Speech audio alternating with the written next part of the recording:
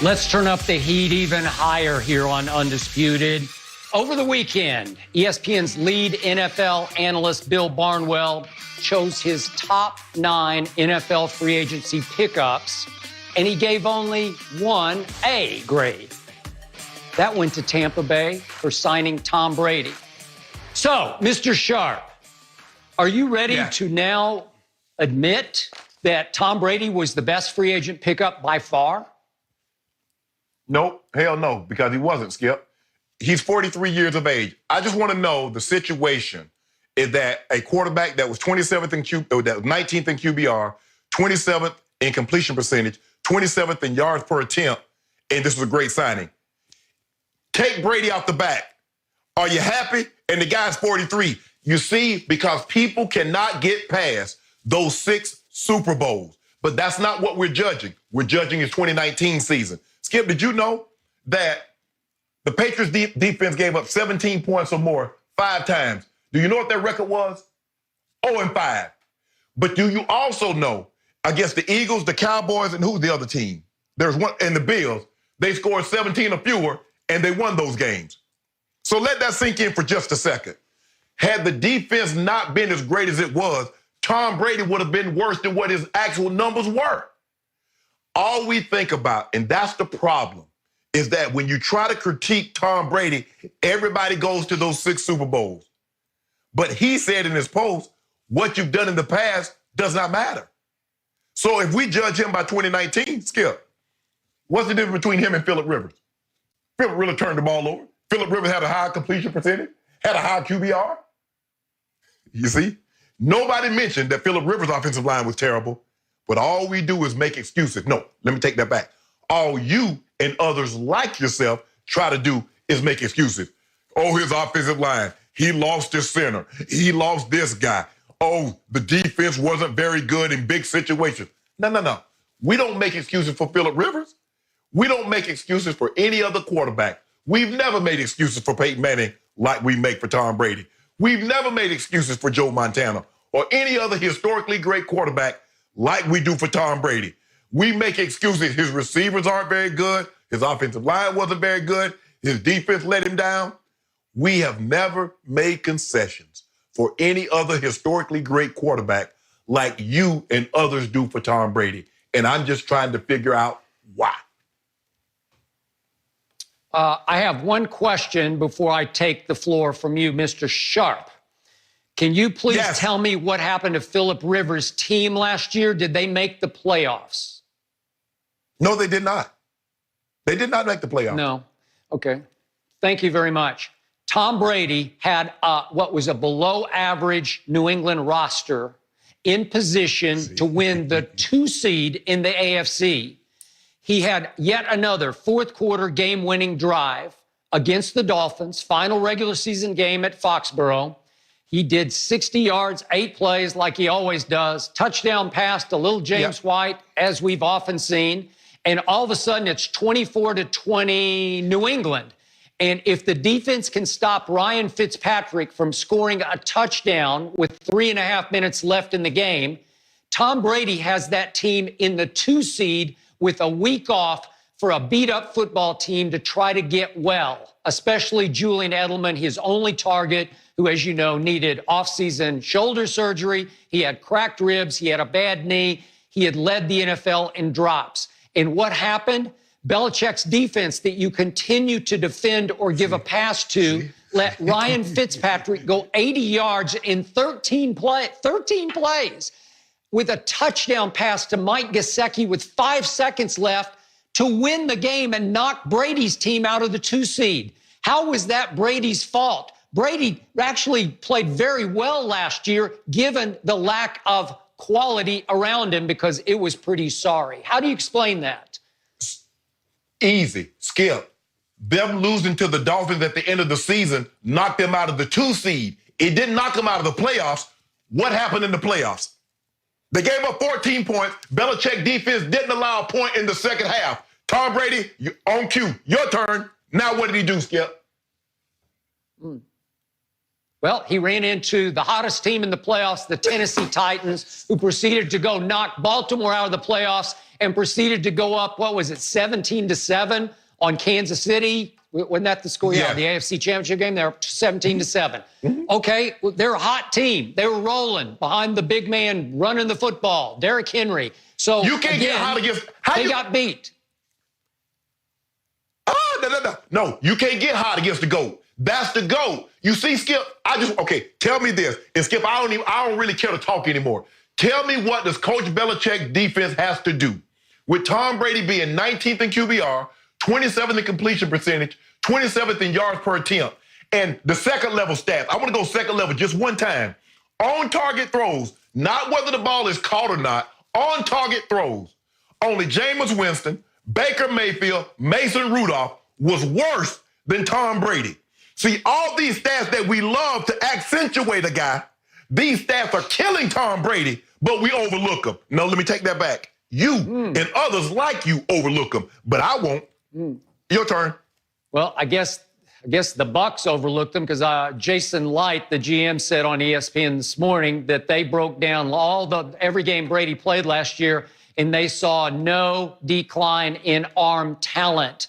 Jason Light also said, obviously, he's not a mover and shaker around he doesn't run with the football, but he never ran with the football, but he still has good pocket feet. And Jason Light concluded that they've signed him for 2 years at the all-time steal price of $25 million, and they're hoping he can play beyond 2 more years. So to me, when I think about a team called the Succaneers over the last 10, you can even go back 20 years, having any chance to get the GOAT is just preposterous to me. When I first heard the rumors, 2 weeks ago that, hey, maybe Tampa Bay is actually in the Derby here, I laughed out loud. I scoffed. I shrugged. Yeah, right, the Succaneers. There's no way.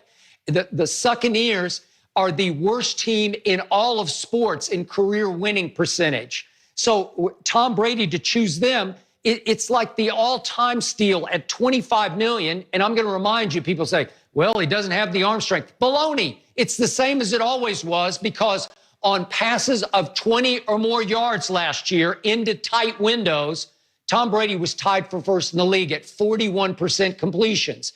He had 43% overall on 20-yard or more passes, which was 7th in the league, which is still pretty good. But his receivers as a group were dead last in the NFL in separation last year. And his tight ends, post Gronkowski, in the wake of Gronkowski, they were the worst in productivity of any unit of tight ends in the whole league. So you took away Gronk. He had AB for a minute, and he was gone. And Belichick cut Josh Gordon. He's gone. And N'Keal Harry was on IR for the first 8 games and then never figured it out over the last 8 games as a rookie. He's throwing to nobody. It's Julian Edelman or bust. And all of a sudden, you give him 4 stud receivers, 2 Pro Bowlers, and 2 tight ends? My goodness. This is the steal of any century. Well, think about this, Skip. Let this sink in for a second. Now, they were 3rd in scoring. Jameis Winston threw for almost 5,200 yards. So are they going to be pulling him, or is he going to pull them? Well, it's hard to pull any quarterback unless you tell me Brady's the game manager, and he's not even close to being a game manager, because they're going to go bombs away. You watch the deep balls that he throws next year. Hold on, Skip Bayless. Right back in your seat. You do realize, in order for you to push the ball down the field, you got to hold on to the ball. You know what happens when you hold on to the ball. Guys put helmets in said player's back. Guy hit player in said chest. That's what happens when you push the ball down the field. You can't get biscuits with checking the ball down to James White, to throwing shallow crosses to Julian Edelman. That's not how they play. That's not BA's offense. You do realize BA quarterback takes punishment. Check Carson Palmer. Check Big Ben when BA went. Okay, but again, BA will go with the checkdowns all day if you'll give him checkdowns. And I told you, beware of little Scotty Miller, little 175-pound Scotty Miller out of the slot. He was a rookie last year. out of Bowling Green, and he can fly. He's got track speed, and watch Brady turn him into something of an Edelman or maybe an Amendola. Watch what happens. Okay. So all of a sudden, Tom Brady's got a pretty good offensive line. It was pretty good. It protected Jameis pretty well, but you can't hang on to the ball as long as Jameis did. Brady never hangs on to the ball like that. Jameis turned the ball over 35. Go ahead. How do you push? I just want to know, how do you push the ball down the field by getting the ball out of your hand quick? In order for you to throw deep, it takes 7 steps. It takes 5 steps, not the 3 steps. Okay. As Brady said the other day, and he nailed it, the essence of playing quarterback is taking the man who's open. If he's open deep, you throw it deep. If it's mid-range, if it's short, if it's inside, if it's outside, he's the master of taking whatever you give him open. He will find nothing but open receivers this year after he couldn't find one last year. And I'm going to remind everybody again, Jameis turned it over 35 times. That was 12 more than any other quarterback in the whole National Football League. 35 turnovers. Brady turned it over for a bad team last year 9 times.